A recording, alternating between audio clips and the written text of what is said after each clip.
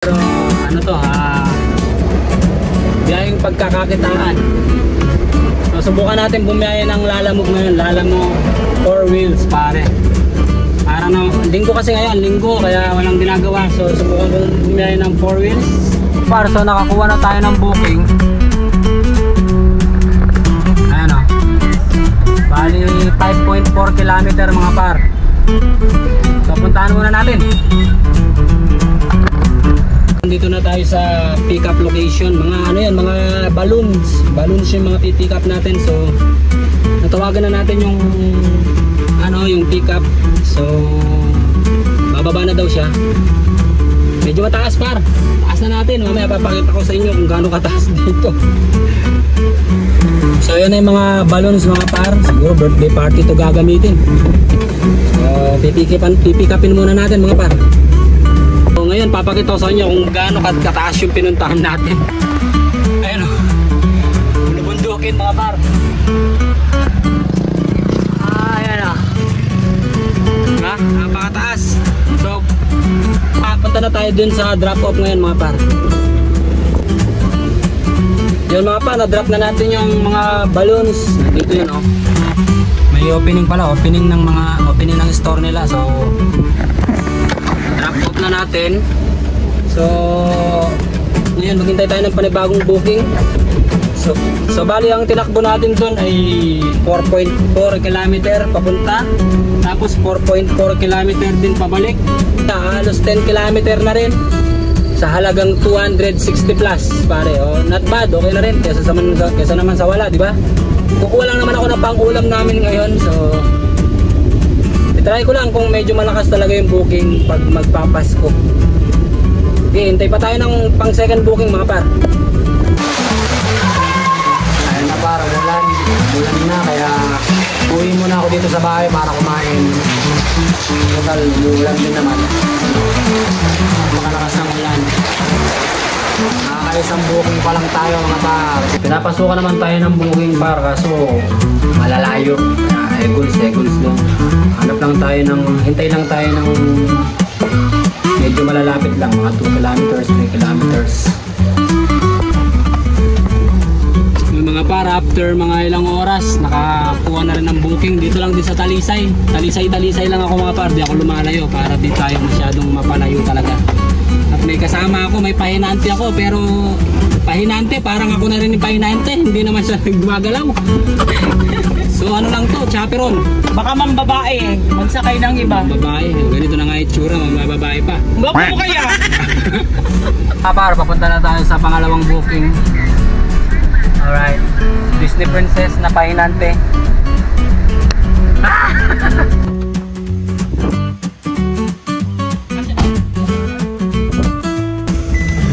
Ay mga par, na-pick up na natin yung pangalawang booking natin. At ang nagkatawa na nakakatuwa pa yung una, di ba, lobo din, balloons. Ngayon mga par, tingnan nyo kung ano yung pangalawang booking. Charang! Balloons din mga par. Yung una opening ng tindahan niya, pero ngayon birthday, alatang birthday naman siguro to. Try natin makikain kung makaka-life ups tayo pare. 10 km pa simula dito sa pick up yung drop off namin mga par. Bali ang babayarin nila sa atin ay 354 pesos. Okay na din. Okay na din mga par. Sige. Mga par, malapit na tayo. Nasa 1 kilometer na lang par. Malapit na tayo sa drop off. Tingnan nyo naman ang mga napupuntahan natin booking. Puro mga paakyat. Yung kanina first booking natin par, paakyat din. So ito, puro bundok na naman. Ang drop off pala natin sa Campo 4. Dito lang sa may bridge ng Campo 4 bridge par. Papakita ko sa inyo. Dito lang sa unahan ng bridge yung drop off natin dito sa Campo 4 bridge. Ayun yung Campo 4 bridge mga par. Sa unahan na yan ay yung manipis, yung tinatawag nilang manipis mga par. Maganda yung view dyan, mga sobrang pahon dyan. Kaya mga bundok dyan mga par. Lapit na tayo mga par. May problema. Wala pala signal dito. Ang problema natin, paano natin tatawagan yung customer natin sa drop off. Pero sabi naman dito sa may barangay hall, so magtatanong tayo mga par. Zoe. Ma'am, pwede makutana? Kita sa Lalamove, wala signal. Dito lang siya nakapin. Sabi, dito malapit lang sa barangay hall. Zoe, bata na siya anak. Oh, bata siya, 9 years old. Oh.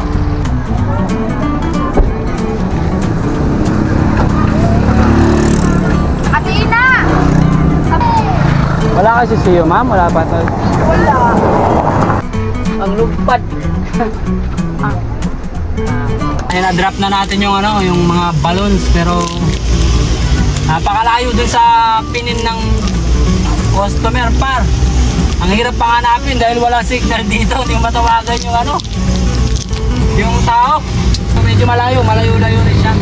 Eh, tingnan nyo naman yung ano, paakyat pa pala siya, pero yung nakapin malapit lang dun sa may tulay, pero wala tayong magagawa, gawin talaga mga par. Pasensya na lang. So babalik tayo. Ang mahirap dito yung booking pabalik. Okay. Wala signal dito, par. Eagles yung booking pabalik, par. Sige, abang-abang na tayo ng pangatlong booking mga par. Alright.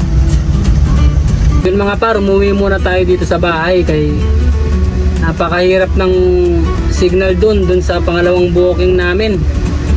Wala kaming makuha ang booking dahil wala signal. Tingnan ko kung may papasok pang booking na malapit, lalabas pa ako, pero pag hindi na, dito na lang ako. At least nakakuha naman ako ng pang-ulam ko. Naka 500 plus din ako. So sabihin mo na lang yung gasolina 200, may 300 pa rin naman ako. Maraming booking, kaso ako kasi pinipili ko lang yung dito lang, around Talisay lang, sa malapit lang sa amin para di na ako lalayo. Hindi ko naman kasi siya pina-full time, part time lang siya. Bali pang ulam lang ang kinukuha ko, pero okay lang din. Marami naman siya, maraming booking dito pa, pero yun na nga, gaya na sinabi ko, part time lang, pang ulam lang yung kinukuha ko para. Tsaka sinubukan ko lang kung malakas. So halos ganun pa rin naman yung mga booking simula nung una kong pagbiyahe.